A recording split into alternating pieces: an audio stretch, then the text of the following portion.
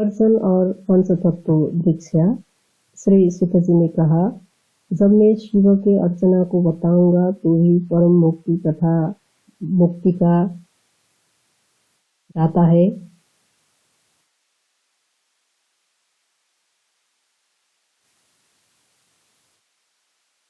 और शून्य है, वह द्वादश मात्रा में स्थित रहता है। पांच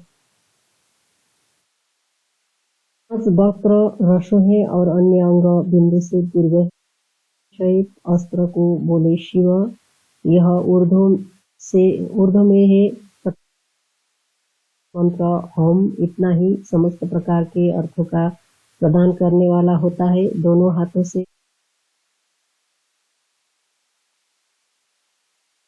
पादांत मस्तक ऊर्ध्व का स्पर्श करे। सबको महामुद्रा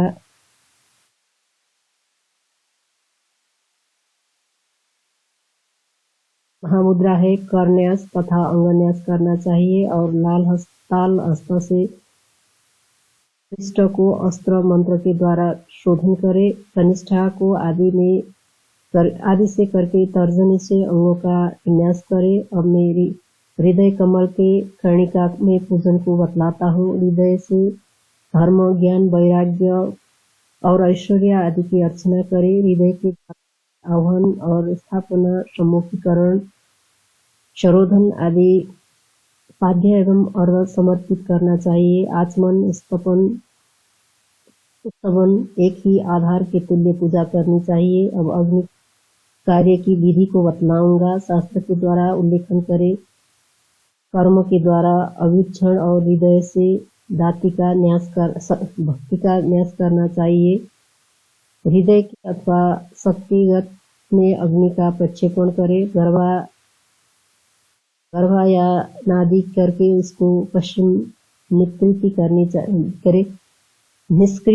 चाहिए। हृदय के द्वारा समस्त कर्म करके फिर सांग शिव का होम करे। मंडल में पद्म में गवांकित शंभु का पूजन करना चाहिए। अष्ट आदि 64 के अंत तक अक्षियों में स्वाध्यादि मंडल को, अंतरिक्ष के अच्छंद्र सूर्य में गमन करने वाले को, सबको आकाश की भांति इंदुवर्तन के आग्नेय दिशा में अर्धचंद्र के सदृश परम शुभ कुंड को रचना करनी।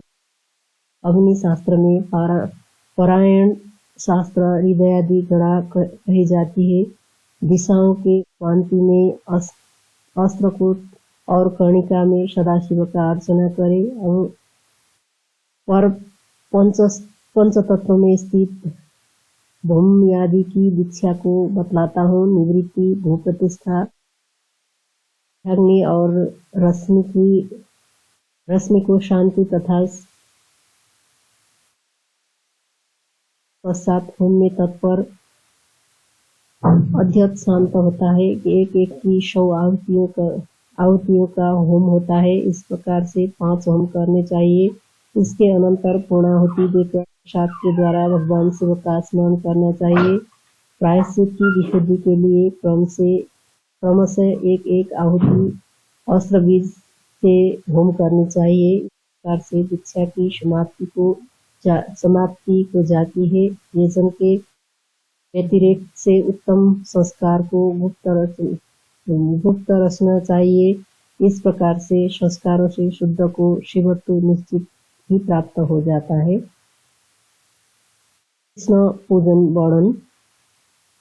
सुत जी ने कहा, अब मैं आप लोगों को गोपाल की भोग तथा मोक्ष प्रदान करने वाली पूजा के विषय बतलाता हूँ। द्वार में धाता, विधाता और यमुना के साथ गंगा का यजन करना चाहिए। शंख और पद्म निधियों की तथा सारंग एवं श्री के सहित सरभ का यजन करे। पूर्व दिशा भद्र, सुभद्र को दक्ष, चंड और प्रचंड। पश्चिम दिशा में बल, प्रबल, जय और विजय। उत्तर में और सरस्वती, क्षेत्र के अग्नि आदि कोणों में दिशाओं में नारद के साथ सिद्ध गुरु एवं कोण में परम भागवत नल कुंवर का यजन करना चाहिए। पूर्व में विष्णु तप और विष्णु शक्ति की समर्चना करनी चाहिए। इसके अनंतर विष्णु के परिवार को पूजन करना चाहिए। आग्नेय दिशा में अनंत पृथ्वी, धर्म, ज्ञान और वैराग्य का यजन करे तथा वायु पूर्व ऐश्वर्य का प्रकाशात्मा का पूजन करे। प्रकृतात्मा सत्व के लिए मोह रूपी रज और तमोगुण पद्म के लिए अहंकार तत्व का यजन करना चाहिए।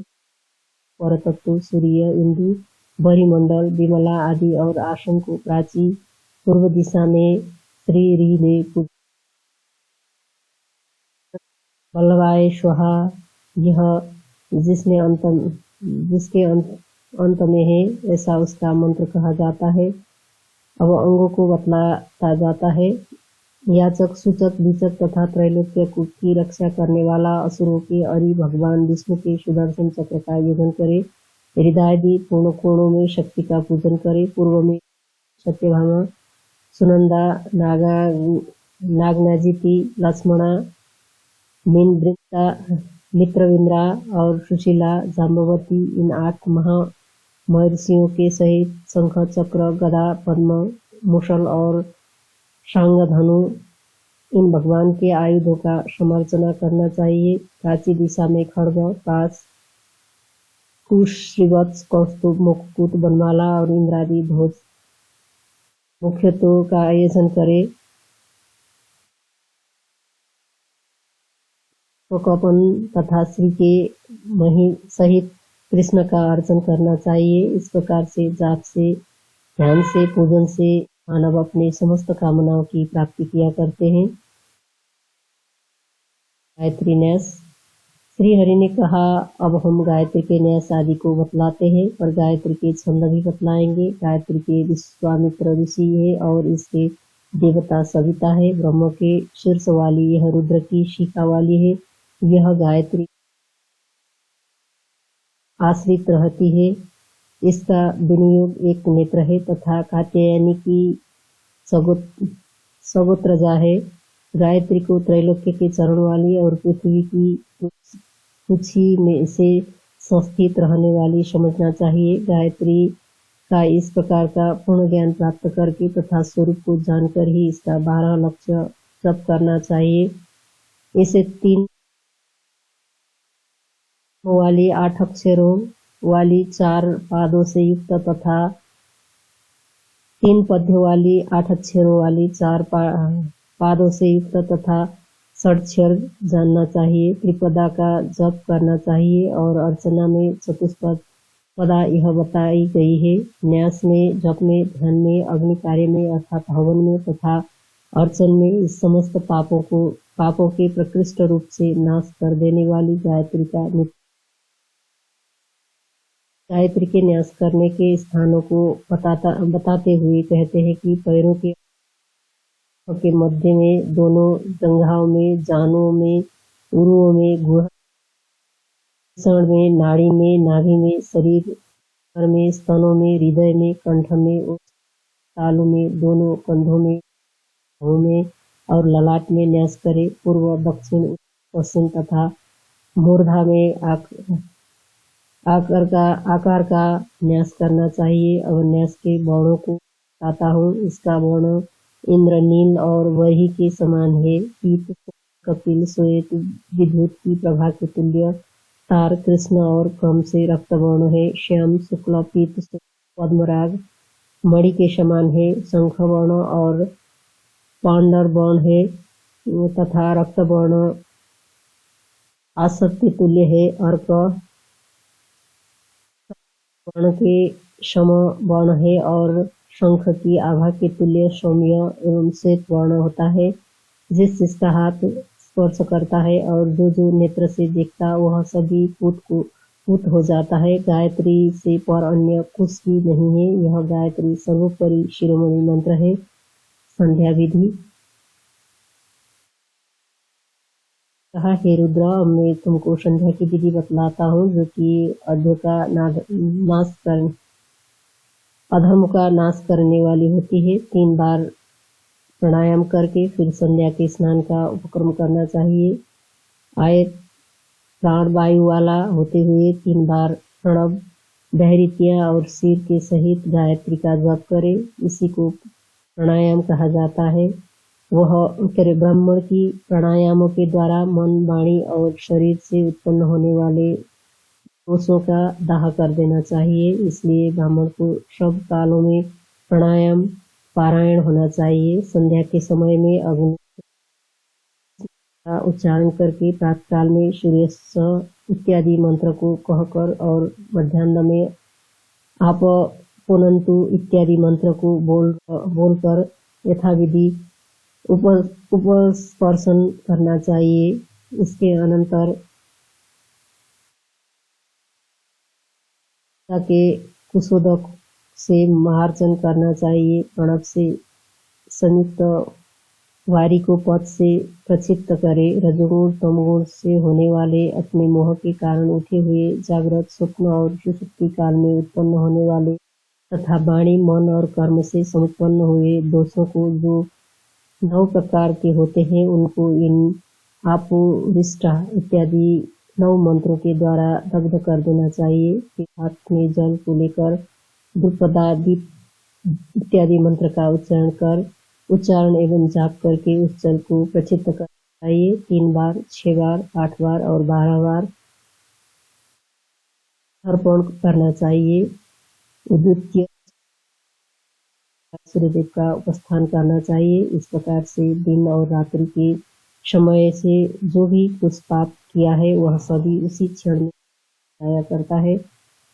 इस विधि से पूर्व अर्थात प्रातःकाल की संध्या को जप करते हुए खड़ा होकर पूर्ण करे और पश्चिम संध्या को भी बैठकर करे। महावैरित्यों से युक्त तथा प्रणव गायत्री मंत्र का 100 बार जप से पहला किया हुआ 10 जन्मों का समुत्पन्न पाप नष्ट हो जाता है। 1 सहस्त्र के जाप कर सावित्री त्रियुग के दुष्कृत नाश कर दिया करती है। गायत्री का रक्त वर्ण होता है, सावित्री का शुक्ल वर्ण होता है तथा सरस्वती का कृष्ण वर्ण माना जाता है। ये तीनों काल की संध्याओं का विवरण बता दिया गया है। अवन्यास का प्रकार बताया जाता है। ओम भू इसका विन्यास हृदय में करे अर्थात ओम स्पर्श करना चाहिए। इसी विधि से ओम भुव इसका सिर से न्यास करे। ओम में विन्यास करना चाहिए। इस प्रकार से गायत्री के प्रथम पद का विन्यास करे।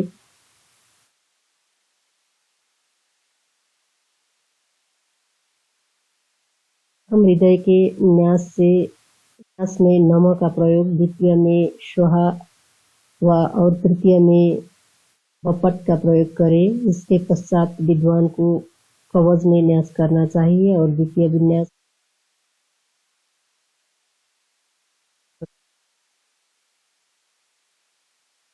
तरह से विन्यास करके फिर वेद माता का विशेष रूप से जप करना चाहिए। उसको समस्त अंग में शिव होवे प्राणायाम पर न्यास करें। ब्रह्मा, विष्णु और महेश्वर के स्वरूप वाली जो गायत्री है उसका विनियोग ऋषि और छंद का पूर्ण ज्ञान प्राप्त करके गायत्री का 10 प्रकार से विधि पूर्वक जप करने वाला व्यक्ति सब तरह के पापों से छुटकारा पाकर अंत में ब्रह्मलोक प्राप्ति किया करता है। जो तृतीय पद कहा गया है, तुरीय पद कहा गया है, उसको परारज में सार बताया गया है। संध्या में सूर्य उसका हनन कर देता है, क्योंकि संध्या समय में उपासना नहीं किया करता है। अतः संध्योपासना करना नितांत आवश्यक है। तुरीय पद का भी ऋषि निर्मल होता है, उसका छंद गायत्री होता है और परमात्मा देवता है।